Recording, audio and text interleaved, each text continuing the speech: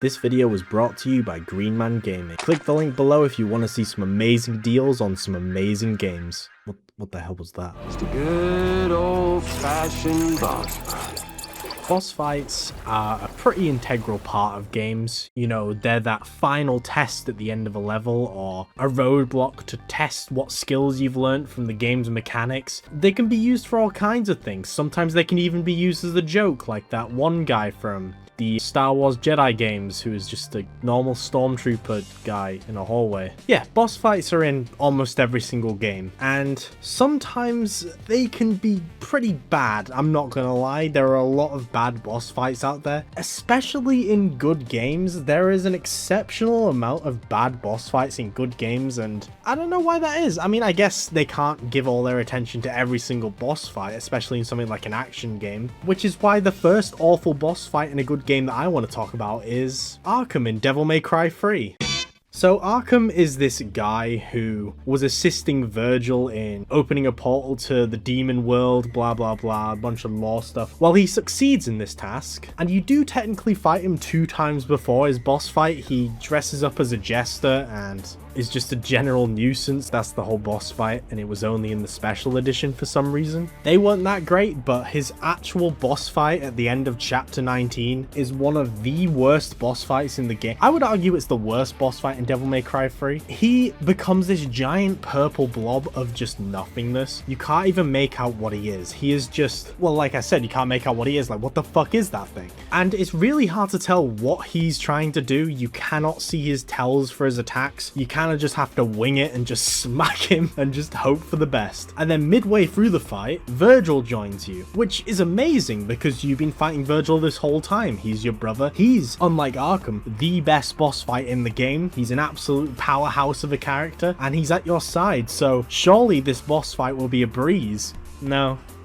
Oh. Virgil makes this fight worse. He somehow makes this fight worse. When he joins you, he removes your ability to use your style move, which is a pretty integral part of your move kit when you're playing the game. So if you were using Trickster, for example, there goes your dodge button. You can't dodge out of the way now. Your B button is to recall Virgil. So yeah, have fun with that. It's just a god-awful fight. He also keeps going under the weird liquid below and summoning a bunch of these like purple eels that like circle around you. I don't know an efficient method of fighting these things, so I just pull out Ladies RPG and just hope for the best. That's a lot of this boss fight. That's all it really is just hoping for the best. It's awful. I hate it. This is one of the worst boss fights in the whole of Devil May Cry, honestly. I'm not even, it's worse than Nidhogg in Devil May Cry 5, and that's saying a lot because Nidhogg is a piece of shit. The next game I want to talk about that has a horrific boss fight is the Thug Leader in Ratchet & Clank 2. So the Thug Leader is one of the main antagonists in Ratchet & Clank 2. He's just pretty prominent throughout the game, just summoning his thugs to just ruin your day and just be a general nuisance. You know, he's a bit of a twat. So when you take the fight to his home turf on Snivelac, it is this huge difficulty ramp. That level, despite being so short, is probably one of the hardest levels in Ratchet & Clank 2. It bombards you with enemies across every single like street. You get ambushed and locked into these force fields where you just have to fight waves of thugs, and they do a shitload of damage. But then at the end, you get to the Thug Leader, and he's in a giant mech, so you think, oh shit, you know, what are we gonna do? We're gonna activate Giant Clank, and it's gonna be like a one-on-one fist fight, like that one moon area earlier in the game? No. It starts and you realize, oh shit, I'm on the street. Oh shit, I can't damage this guy. Oh, there's jump pads scattered around everywhere. I wonder why this takes. It takes you to a turret and then it hits you. It is one massive turret section and it is awful. It is so bad. It's very obvious that this was not the intended fight. No one in their right mind would intend like for this to be a boss fight and expect it to be fun. Like, you gotta be fucking stupid to think that. But holy shit, why was this allowed? Like, I would have much rather like a joke boss fight or like a cutscene where Ratchet just shoots him in the face. But no, we have to sit shooting at him, watching his health slowly go down as he slowly approaches you, and then he destroys the turret, and then you have to move to another turret. That is the whole boss fight. I'm not exaggerating here. It is awful. It is, if anything, it's a test of patience, because after this point in the game, there's some amazing levels, but God, it just... Getting past this boss fight is such an endurance test, and I've done it way too many times to count. It's why Ratchet and Clank 2 isn't my favorite in the series. I know that's a pretty controversial opinion, but I don't know, man. Jesus Christ, this boss fight just brings the whole game down for me. It is so bad, and if anyone tries defending this, they're just wrong. I know subjectivity's a thing, but like, this is just... it's awful. I don't know what else to say. It's horrible. Who allowed this? The next boss fight that's pretty god-awful and is also a turret section, surprisingly enough, is Irving in Resident Evil 5. Irving is a nuisance. He's a twat. He's got a very funny accent. I really like it when he's on screen because his accent is very funny. I'm a businessman with standards. And he's really ugly as well. I know that's kind of mean to say, but like, they designed this guy to be like the definition of a sleazy, slimy prick. And it works. It works really well. And when you finally confront him and you back him into a corner with nowhere else to go, he injects himself with whatever the virus is in Resident Evil 5. I literally played it recently and I don't remember. And he has one of the most painful looking transformations in any Resident Evil game. And he jumps into the water and then it hits you. This boat has a bunch of turrets on it. That's right, you have to fight a giant sea monster, Irving, where giant tentacles come out of the water and you have to shoot them with a turret and do quick time events when he gets too close. That's the whole boss fight. Oh, and it's Resident Evil 5 as well, so you have to rely on your co-op partner being good. If they fuck up, then you gotta restart the entire fight, so yeah, it's not good. It's really not good. I don't even like Resident Evil 5 that much, but I can't deny it is a good game, and yeah, Irving's fucking awful. I hate Irving. I hate this boss fight. Resident Evil 5 has quite a lot of bad boss fights now that I think about it. Like that Ouroboros boss fight where the flamethrower is tied to the frame rate, and if you play it 60 frames per second, it takes about 10 million years to kill. It's just like the Ratchet and Clank 2 boss fight. It's just a patience test, really. It's so boring. The next game I want to talk about that has a horrible final boss is Yakuza 4.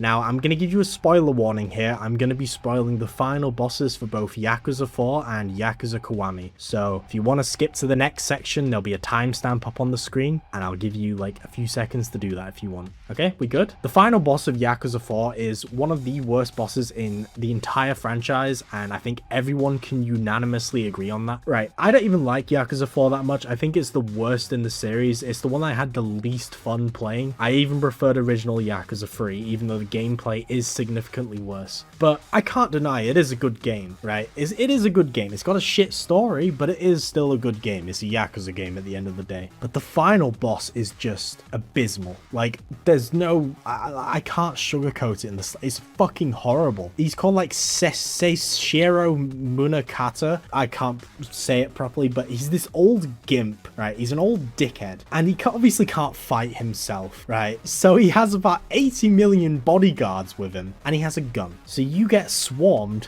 by these bodyguards constantly, and he shoots you. He shoots you from a distance like a little pussy rat. And yeah, do you want to know what makes it even better? The bullets go through the bodyguards. So don't stand still. You gotta listen out for him. And you also have to deal with a million bodyguards with a fuckload of health. Oh, and by the way, you're not playing as Kiryu. You're playing as Tanimura, who is dedicated to parrying one-on-one enemies. What the fuck were they thinking? The Jingu boss fight in Yakuza 1, right, he's got like 2 bodyguards with him, and it's an incredibly annoying fight because he also has a gun and just shoots you with the bodyguards, annoying the hell out of you. People didn't like that fight, so they took that feedback and were like, let's just make it 20 times worse for Yakuza 4. Fuck those guys. Fuck our fans. Fuck the people playing it. I don't know what they were thinking with this fight. Genuinely. I don't understand why they did this. It's so horrible. I'm so glad I've beaten Yakuza 4 and I don't have to play it again. Because dear God, the idea of fighting that boss fight again, it gives me nightmares. The last game I want to talk about that has a horrible boss fight is Dark Souls 1.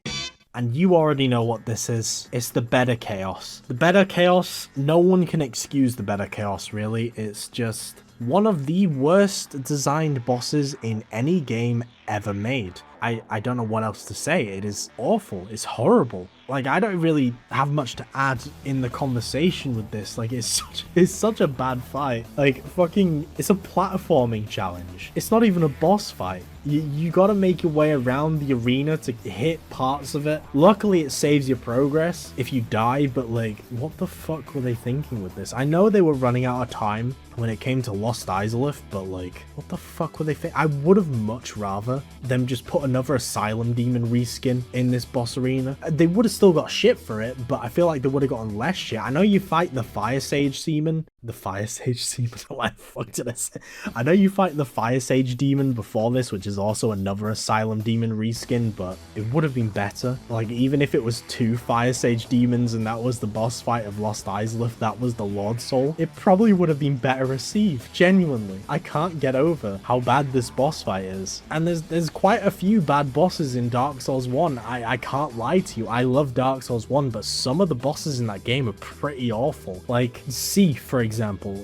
You can't even tell what's going on in that boss fight, but they do not come close to the better Chaos in their shitness. It is actually, honestly, it's the worst boss fight in From Software history, and I don't think anyone can deny that. That's how bad it is. It is so bad.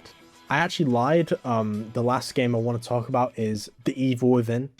And that's the fact that The Evil Within has no bad bosses. They're all amazing. That's the bad thing about The Evil Within, you know, it's kind of set a extremely high standard for how boss fights should be. I'm just chatting shit right now.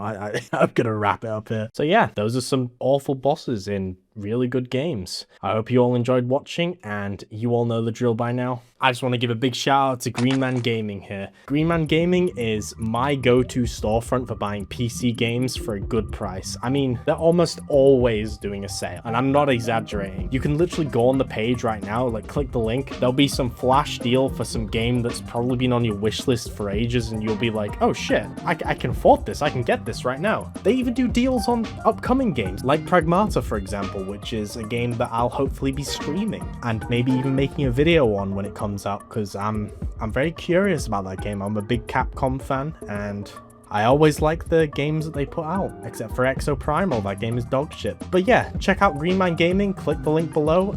Every purchase made helps support the channel. But yeah, this video wouldn't have been possible without my Patreon supporters. That being Finn Trashboat, Nintendo Pro, Profit, Pitstab, Bouncer Storm Productions, and Daniel Levchenko. And a huge thank you to my channel members. That being Wentel, Swanky Pants 677, Adriel Lo Young 8770, Mr. Salsa 2053, J-Rash, Shake the Heavens, Imdisconcerted, NCR 8111, Courtney Williams DR9TB, Zello 007, On The Go Gaming 109, Bat DX, Zombify or Die, Ataria Sigma, Cheezer 9530, Quack 29, Plates Fly 8362, Liam Talks About, Chowder 1326, Mashallah 4566, Marcus Platts, Joshua Whitford 5509, Evan Underhill 2342, Bidu Fadoom, Gabriel Padro 5589, Scary 1407, Eggy 613, Riff King 66, Andrea Stewart 8871, Galaxy 112 243, Glosky 36, Floaty 38, The Slopped Hog Within, his fucking stupid username, L Hayes 117, also known as Some Balding Guy Rambling Into the Void, Griefgar, and Resistance Line. Thank you guys so much for supporting the channel. I hope you all enjoyed today's video, and I will see you all in the next one.